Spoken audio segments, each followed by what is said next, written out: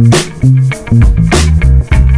right, here we are again. Welcome to another episode of the Tipitina's Record Club podcast with myself, Ben Ellman. And this is Robert Mercurio. Here we go again. We're back here at Number C Studios, New Orleans, Louisiana. Yeah, you're right. Another hot day here in New Orleans. Cool day in the studio. Before we start, Rob, give them the pitch. Well, if you're not a member of Tip's Record Club, you should be, because we are a curating machine. We are a machine. You're a curating machine. Yeah, we're say it. Yeah, we Own are. it. We are a curating machine of New Orleans / Gulf Coast oriented music. All stuff from unreleased live shows from Tipitinas to rare reissues. We kind of just try to do it all. And we're digging deep. Yeah, we try to dig deep, and it comes delivered to your door. It's a subscription service every other month, $6 a year. Makes a great gift. A really great gift. And for that New Orleans music lover, or just a music lover. And one of the rare ones that we dug deep on is this current release, this Browning Bryant album. Yeah. We decided to do this podcast, just me and Ben, because there really isn't a lot of material out there or anybody to really talk to about this album. So this might be a little shorter than normal, but we just thought we should still, give our thoughts and information that we have about this record. It's really weird, right? This 15-year-old kid who was already a child star from South Carolina, had been a child star for 4 years already. I guess lands a record deal with Warner Reprise, and his voice was changing. He was, going through puberty and decides, I guess, I don't even know if it was him or his team or whatever, decides, let's make a record with Allen Toussaint in New Orleans. That's what I think. I think whoever on his team, whether it was Browning Bryant or his label, and whoever decided to send him to New Orleans to record with Allen Toussaint should get a medal. Yeah, it's quite a genius move. And the results to us were just astounding. We were not aware of this record. We're aware of a lot of New Orleans music, and this came across our radar, and we were just blown away how it truly sounds like a long-lost Allen Toussaint / Meters. Let's tell them why. And if you there's don't a know reason. Why, it's because well, first off, we could even back up and say Allen Toussaint had opened a studio in New Orleans in 1973, which is the same year this record was recorded. Right.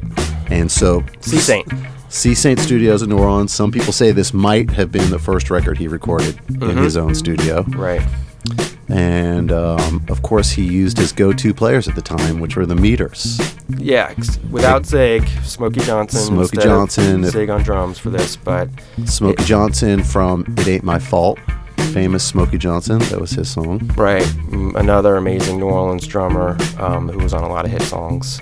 He used his go-to horn section, his go-to background singers, and really created like a new It sounds like an Allen record. Yeah, it sounds like an Allen record from that era.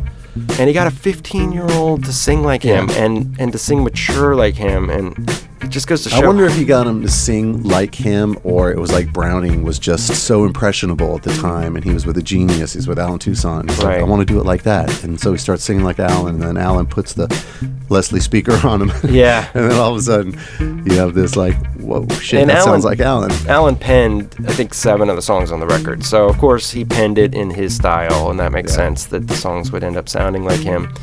But why don't we play a song and like just give a little taste or something like that? Check this out.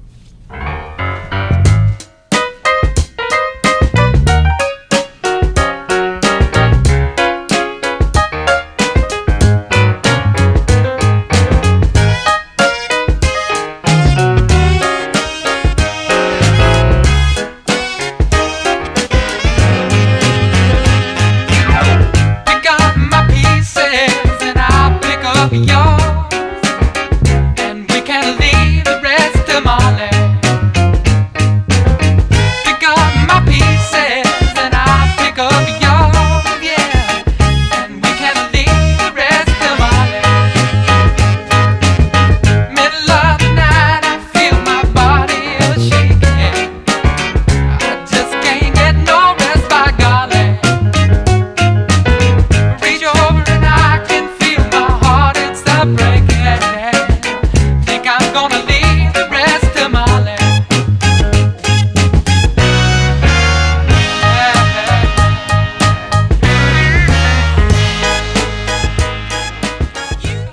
Man, that really does sound like Allen singing. It's insane, right? Yeah. Like, and then when you not a hear his piano 15-year-old kid. playing too, then your brain is just thinking, wow, Yeah. that's Allen Toussaint. You're like, there's no way this is some 15-year-old white kid from South Carolina. Yeah, Like, yeah. it's You got to insane. give it to Browning. It was really what a project. Yeah. You know, there's so much Allen out there, but to feel like you've unearthed a new Allen album that you never heard is pretty cool for geeks like us. Absolutely. You want to let's check out another tune, man. I love Leo's guitar on this one. Ain't no Liverpool fool, I ain't no checkerboard square. I just wanna make you happy, girl, I'll take you anywhere. I don't live in a hollow tree, there's nothing strange about me. I just wanna make you happy, can't you see?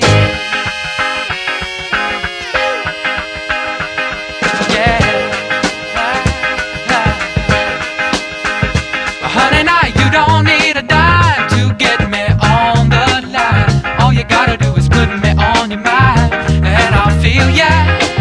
And don't you know I need ya? Now you're about a sweet little thing, and everyone agrees. But if they want to get to you, they'll have to come through me. Ain't no Liverpool fool, I ain't no checkerboard square. I just wanna make you happy, girl, I'll take you anywhere. I don't live in a hollow tree, there's nothing strange about me. I just wanna make you happy, can't you see?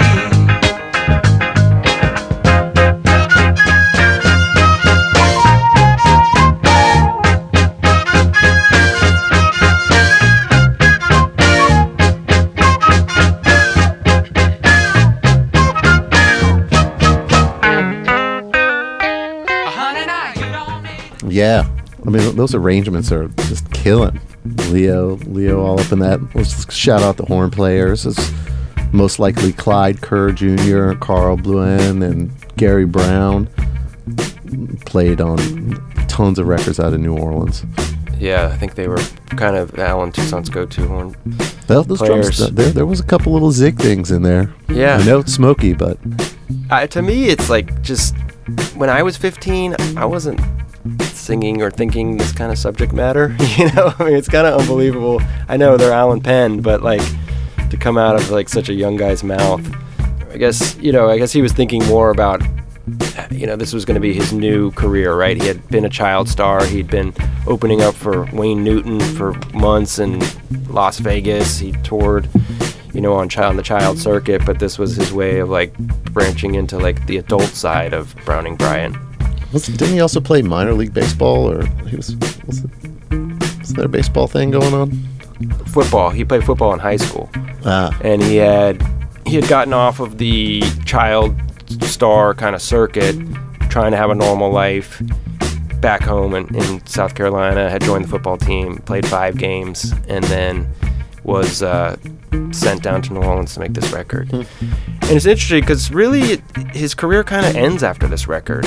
It's an interesting quote from an interview with Allen Toussaint in 2015 or 14 that somebody asked Allen if there was any artist or album from his past that had been overlooked. And, Allen's response was, well, many years ago there was an album with a young white guy called Browning Bryant.